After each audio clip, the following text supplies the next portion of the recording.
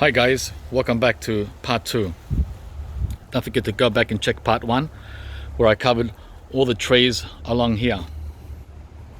All those. Yeah, it takes time to go through each one individually. It's not like and this one, then that one, and that one, and then stop. It doesn't work like that. For those that are deeply interested in our tropicals, in our temperate climate, we need to have a discussion. We need to have a talk on each tree. And yes, I can make a video on each individual tree for 2 minutes or 3 minutes, but I don't like that format. I prefer watching everything in one video. That's my style. Okay. Next is first in part 2 is this guy. Look how healthy he is. Super healthy, and I'm standing right in front of the sun, so he's getting shaded. I couldn't pull all these out because I really don't have much room to line them all up. I could, but they would reach all the way down there. So I just have to what do you call it? Squeeze my body in and around them. This guy here is, as you can see, as I said, look at it. How's that for a healthy tropical in a temperate climate, huh?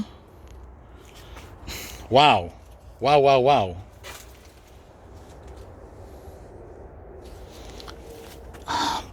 This is not a fruit. Well, technically it's a fruit, but it's more of a herb or a spice. It's called Allspice. See that? I love spices, guys, and if I can grow them here in Melbourne, why not? Anyway, look at that. So we've got new growth there, new growth there, new growth there, new growth there, and look at that stem. It's amazing. I wish they all would do this, and they do up in the tropics, but some do and some don't here. So this got a 11 out of 10, A+, triple A+. The Allspice has performed the best out of any tree here, together with the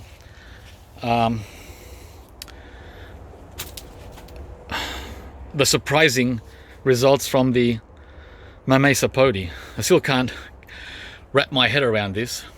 Go figure. Okay, so next, the second jackfruit, which is not in the A class or B class, but close to the F class. This is a D-. The tree almost died, right? It dropped almost all of its leaves except for these two. Just 2 leaves. It dropped like 50 leaves. I just gave it a scratch test. It's alive. Well, not alive at the top, but this is all dead. That's all dead. So the only part that's alive are these 2 leaves and below. And the variety of this jackfruit is the Duramba Gold, which is close to tropical fruit world. Northern New South Wales, guys. Which is where all the kids want to go and play. So I'm going to cut this just above there where it's died. This is all dead, just ready to snap off. But I'll wait for it to get a couple of new leaves first before I do that. It hasn't got any new leaves yet, it's just from last year. Next, the Rulinia. Another Rulinia, but this is the Picone variety, or Picone. Also from, I think this one's from Queensland, I'm not sure. Oh no, Northern New South Wales, okay. See how Northern New South Wales is tropical? With all these fancy trees? I can break that off. You can do that, guys, when the tree is doing this well. Look. I'll have to move it out to here. There you go, now you can see it. There you go. Into the sun. Look at that.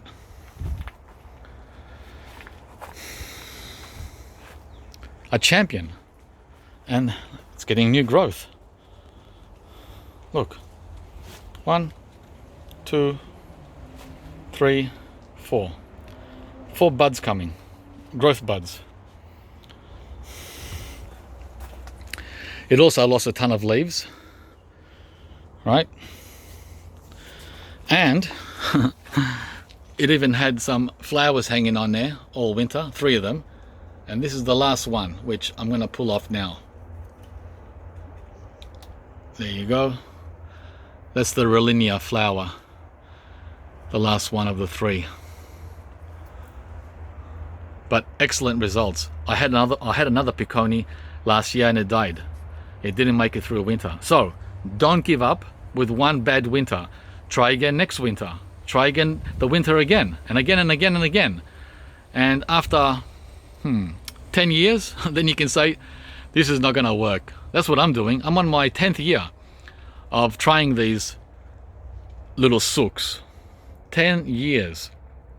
Yeah, it's cost me a lot of money. But I'd rather be doing this than, you know, doing anything else like jet skiing or paragliding or motorbikes. Right? Each to their own. Okay, let's move on.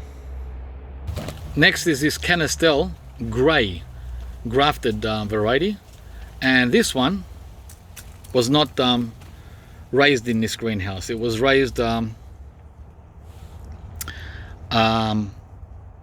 the pergola greenhouse, and it got rot or fungicide or fungus, whatever, right?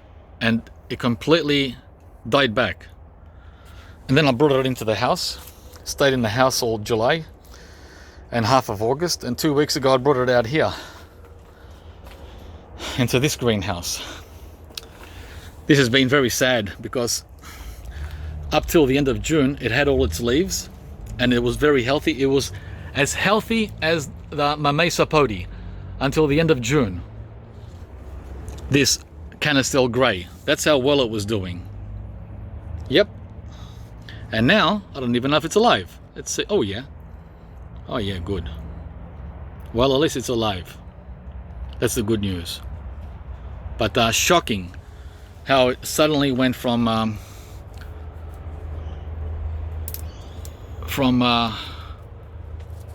the prize child to a dead stick. Yeah, wrong greenhouse. The pergola greenhouse has a lot of humidity, like 100% humidity all winter, and some trees don't like that. This was one of them. I put it into the wrong greenhouse. It would have survived brilliantly in this greenhouse in here, which doesn't get much humidity. So I'm learning the ropes on each tree's habit or preference. Some trees want humidity, some want dry. Well, how am I meant to know which one likes what? Do you guys know? No, unless you do deep research, right? Okay, so that's that. Next is the Acerola, or the Barbados cherry. I had one of these last winter and it died. I had it in the ground in winter and it died. But this winter in the greenhouse, it has, oh man, it's done so well. Look at it. This is another tree that doesn't like water in winter. And you guys know here in Melbourne how much water we get in winter. This is a goner in the ground here in Melbourne because of root rot, not because of the cold. So I don't know how I'm gonna keep this guy going if I want it in the ground. How I'm gonna achieve it. I don't want to end up with a Acerola in a pot for the rest of my life. I want to see one in the ground growing as big as that lime tree there. See that kaffir lime? That's 3 meters tall. That's how I want my Acerola to look. Not in there. Yeah, of course it survived in a pot and in the greenhouse. That's not the aim of this channel. This channel is all about getting all these guys working in the ground.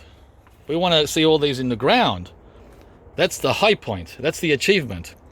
Growing plants in pots is easy, unless you suffocate them with too much water, right? Okay, next. Now, next is a sad story. As sad as the star apple I showed you in part 1.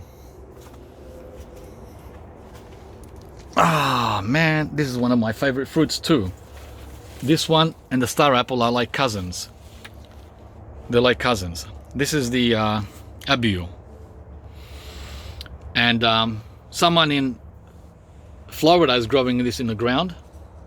I think. In the ground. I'm not sure. And they say they're in zone 9B. I don't think so. You can't grow this in 9B. This is one of those trees that's going to have to grow in a pot. Just like the star apple. Abiu. Okay, now look at this. Look at this disaster. But believe it or not, guys, it kept one branch alive. How does that work? Do not ask me how this branch is green. And 80% of the tree is dead. Beautifully dead too, perfectly dead. Like, you couldn't have done a better job in dying than this. This is a masterpiece for a dead tree. And yet, somehow, it pulled the magic trick to stay alive up here. Plants are pretty interesting, aren't they? It's like a human losing his whole body and just having an arm left. One arm left and he's still living. Living with just one arm. Amazing. Okay, so let's have a look if we're green. Well, it's got to be green above the living material. What about above the material? Right there. No, it's dead. See? It's brown. Right there where I scratched it.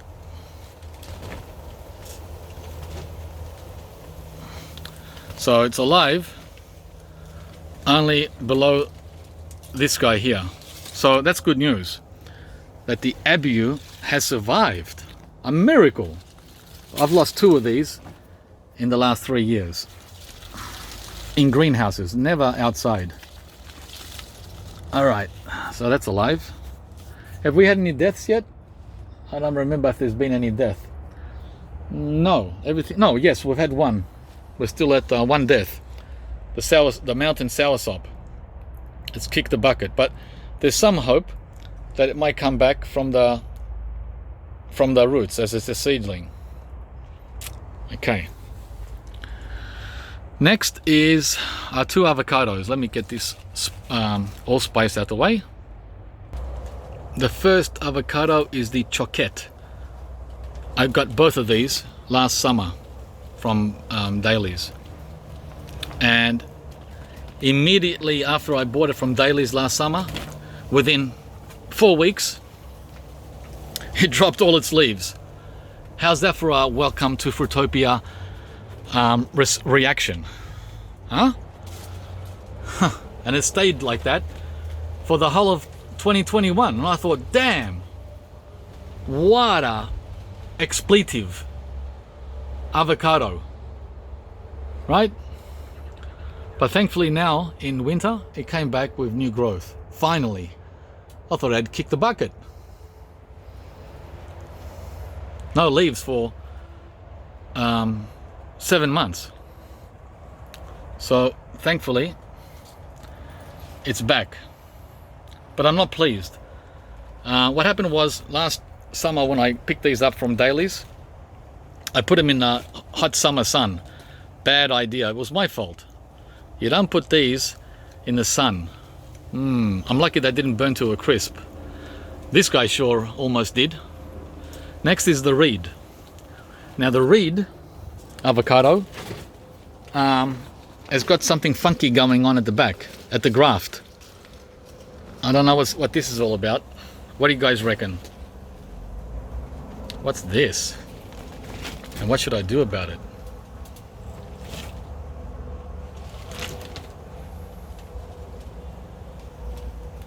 Yeah, it looks like fungus. Anyway, other than that, it's doing good. It's got a lot of new growth, as you can see. Flower buds going cray. Pretty happy about that. The Reed, one of my favorite avocados, which took me forever to get one. I don't know why I kept putting it off every year. I should have got one a long time ago. Anyway, and finally, this guy, looking really sad. I don't even know if he's alive. This is another one of those extremely impossible plants to grow here in a temperate climate. The Santo or Santo seedling. I got this more of a novelty. I didn't think it was going to survive, but I was curious to see what result I would get. And it looks like, as you can see from the stem, it's oh, hang on. Oh wow, it's green at the top. You're kidding me?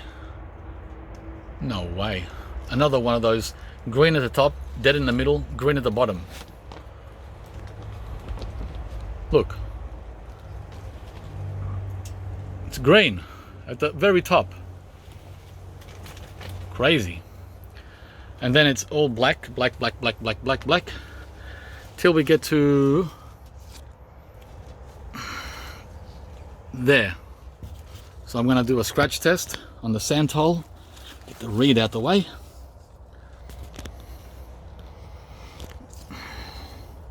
Oh my gosh, it's green. Wow. The sand hole has survived.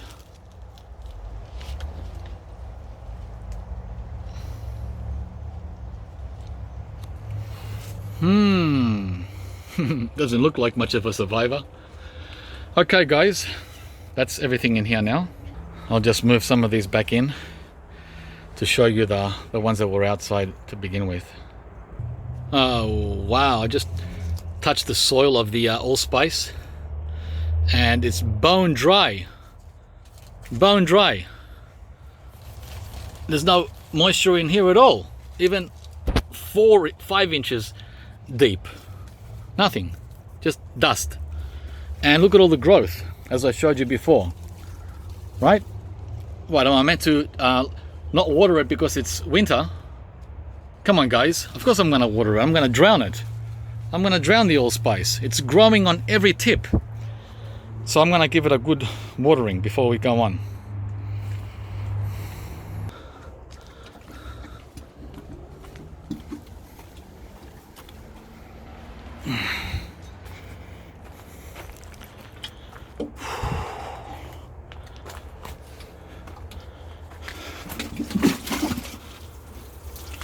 Of course I'm gonna water it.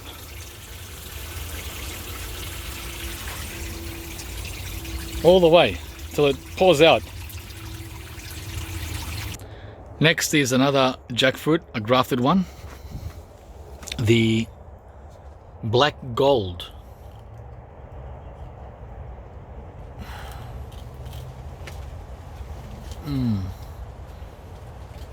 Which doesn't want to focus. Oh, there it is. And this one has done really well. Although it did lose, again, about 20 or 30 leaves. And it lost the top here, the top stem. That's dead. But down here at the bottom, it's done really well. It got fungus together with the Duramba gold. The Duramba gold was really affected though, much more than the black gold. So this one is pretty good. It's a little moist too, so I should back off on the watering here because it's been watered twice in the last week. But looking pretty good. It's got new growth coming too. See that? And here. pretty good results, guys, overall. Remember, this is jackfruit. Strictly, well, not strictly, but you can do it in the subtropics. But it prefers the tropics. Okay, next will be these two lychees. There's a third one outside of the greenhouse. I'll show that next. First one is the Lychee, and I don't want to talk too long about the lychees because we're coming up to, oh, we are at 20 minutes. Wow. The good news is it's got a lot of new growth coming, as you can see there, right there. See that? So a lot of new growth all over. See it on the tips there, and tips there, and there, pretty much everywhere. It's doing really good, all up and down, even though it's got a lot of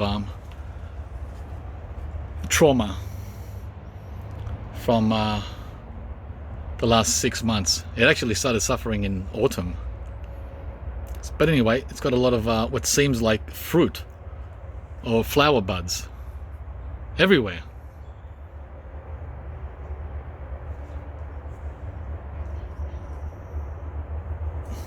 And next to it, the same on this lychee, right? And new growth. Look at that up there.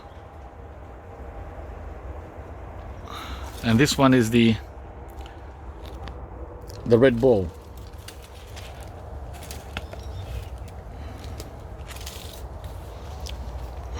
Doing some good stuff here with new growth.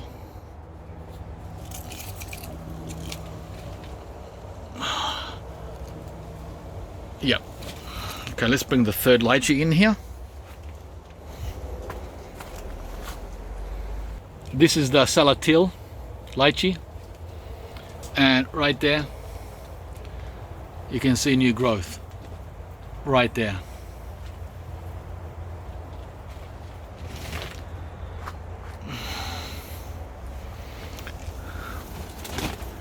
And starting also at the top, but the lighting is not on my side. Yep. And up here, very small signs of new growth. See that? And finally, just 3 new jabuticabas that I picked up last week from Daleys to add to the Jabo collection. Alright guys, that's it for this video, part 2. Hope you enjoyed it. I'm gonna go and pot up this mamey into a bigger pot, because no matter how much water I water it, in 24 hours it's bone dry again. I'm not gonna be watering this every day, guys, so it needs a larger pot and new soil. Thanks for watching, and see you all from the next video. Hope you enjoyed this one. Don't forget to go back to part 1 for the beginning. Bye guys.